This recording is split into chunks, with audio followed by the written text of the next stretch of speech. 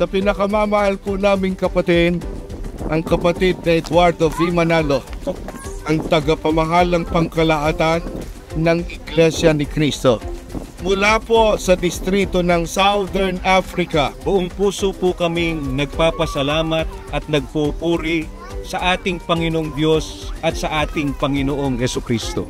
Dahil po hayag na hayag ang pagpapala at patnubay sa inyo ng Panginoong Diyos, ay muli sumapit po ang inyong kaarawan. Kaming mga ministro at mga manggagawa, kasama po ang aming mga sambahayan, ang mga may tungkulin at mga kapatid dito po sa aming distrito. Mahal na mahal po namin kayo. Patuloy po naming pangako, amin pong palalakasin, patitibayin at pasisiglahin ang pananampalataya ng mga kapatid hanggang magkamit ng kaligtasan. Hindi po kami titigil sa paghahayag ng mga katotohanan na siyang mga salita ng ating Panginoong Diyos, kagaya po ng walang sawang pagtuturo po ninyo sa amin. Panalangin po namin na patuloy kayong bigyan ng buhay at lakas at gayon din ng mga karunungan at kapangyarihan para sa patuloy na pangangalaga at pangangasiwa sa Iglesia.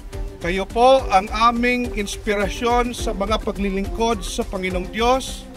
Ingatan at iligtas po nawa kayong palagi ng ating Panginoong Diyos sa gitna ng magulong sanlibutan.